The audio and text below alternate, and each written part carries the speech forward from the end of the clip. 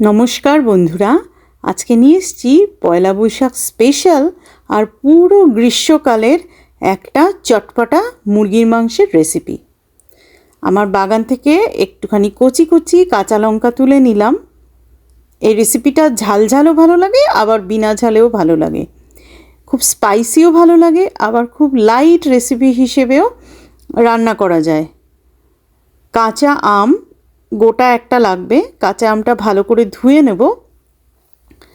আর এখানে আমি 1 কোয়া রসুন নিয়েছি আর 2টো কাঁচা লঙ্কা নিয়েছি।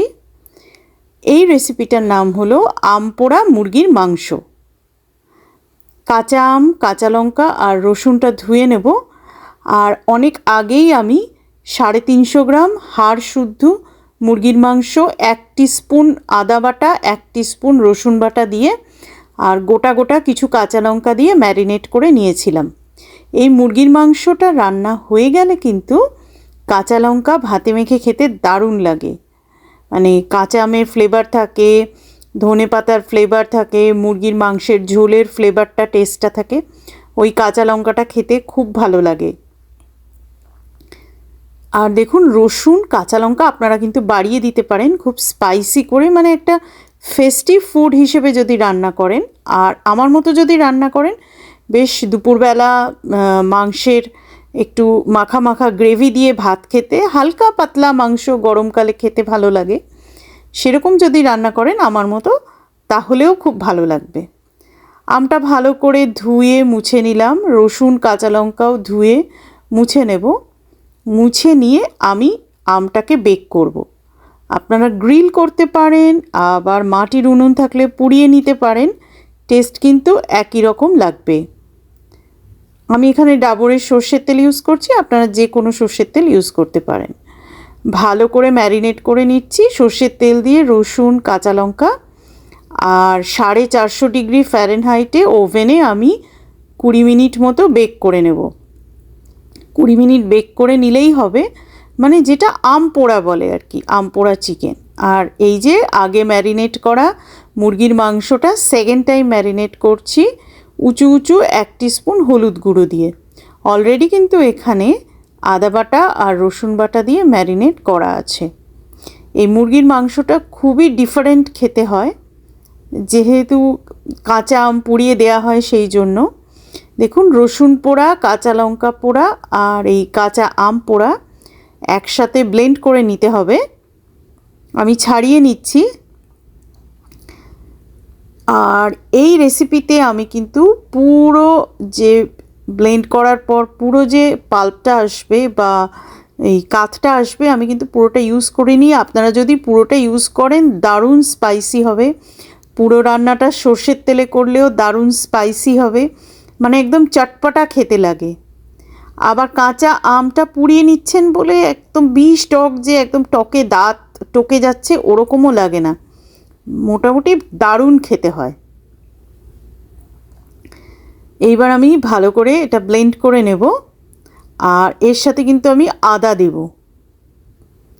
আমি পয়লা বৈশাখ স্পেশাল এই আমার প্রিয় রেসিপিটা নিয়ে এসেছি, আপনারা গ্রীষ্মের দুপুরে যে কোনো দিন খেতে পারেন। এই রেসিপিটা বেশ ফ্রাইড রাইস, বাসমতি চালের ভাত বা নর্মাল যে ভাত আমরা খাই, আমাদের বাড়িতে স্বর্ণ মসুরি বা সোনা মাসুরি যে রাইসটা হয়, অরল্যান্ডোর প্যাটেল ব্রাদার্স বা অন্য ইন্ডিয়ান স্টোর থেকে কেনা হয়, সেইখানের ওই রাইসটা দিয়ে আমাদের বাড়িতে এই চিকেনটা খাওয়া হয়। ভালো করে ব্লেন্ড করে নিলাম আদা মিশিয়ে। এবার এখানে 4 টেবিল স্পুন ঢালছি। বাকিটা আমি কিন্তু ফ্রিজ করে রাখবো পাল্পটা, কারণ বাকিটা দিয়ে বেশ কষা আলুর দম করে একটু মিশিয়ে দিলে সেটাও খুব সুন্দর লাগে খেতে।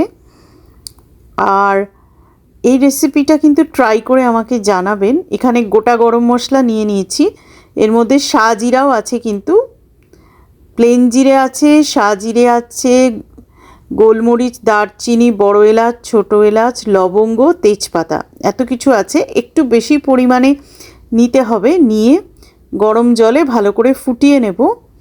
আমি কিন্তু তেলে কোনো গরম মশলা গুঁড়ো বা গোটা গরম মশলা ফোড়ন দেব না, তাহলে ফ্লেভারটা একটু কম হয়ে যাবে। এখানে কড়াইয়ে ক্যানোলা অয়েল নিয়ে নিলাম আর পেঁয়াজ কুচি দিয়ে দিলাম, দুটো বেশ বড় বড় লাল পেঁয়াজ কুচি করে দিয়ে দিলাম। আপনারা পুরো রান্নাটা সর্ষের তেলে করতে পারেন, বেশ স্পাইসি হবে, মানে বেশ লোকজন খাওয়ানোর মতো, খুব সুন্দর হয় খেতে। আমরা বাড়িতে খাবো বলে একটু লাইটার ভার্সনটাই দেখাচ্ছি। সব কিছুই মশলার কমানো বাড়ানো, পারমুটেশন কম্বিনেশন, যারা রোজ নিজে হাতে করে রান্না করে নিজের ফ্যামিলিকে খাওয়াতে ভালোবাসেন, নিজে খেতে ভালোবাসেন, তারা তো বুঝবেনই যে এই মশলাটা কম বেশি করলে একটু টেস্টটা হেরফের হয়। এবার ম্যারিনেটেড চিকেনটা দিয়ে দিয়েছি পেঁয়াজের মধ্যে, মানে তেলের মধ্যে, আর এরপর ম্যারিনেশনটা দিয়ে দেব, যেটা ম্যারিনেট করে রেখেছিলাম। একটু তো জল ছাড়ে, মানে হলুদ তারপর সব কিছু দিয়ে ম্যারিনেট করেছিলাম, সেই ম্যারিনেশনটা দিয়ে দেব। তার আগে আমি সর্ষের তেল দিয়ে নিচ্ছি। এই চিকেনটায় আম আছে, কাঁচা লঙ্কা আছে, তো সর্ষের তেল তো দিতেই হবে।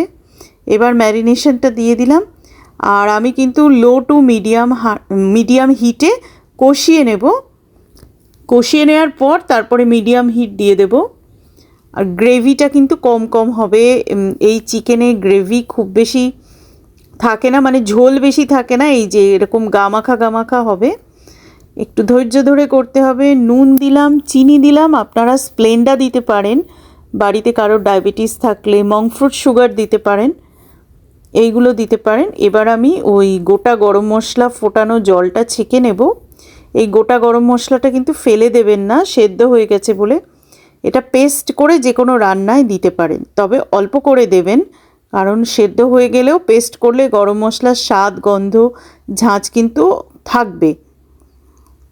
জলটা দিয়ে আবার আমি একটু মিডিয়াম টু হাই হিট করে শুকিয়ে নেব। এবার ধনেপাতা দিয়ে, দরকার হলে আপনারা চেরা কাঁচা লঙ্কা আর একটু সর্ষের তেল ওপর থেকে দেবেন। আমি ধনেপাতা দিয়ে মিক্স করে নিচ্ছি। দেখুন কড়ার নিচে কিন্তু গ্রেভি খুবই কম আছে।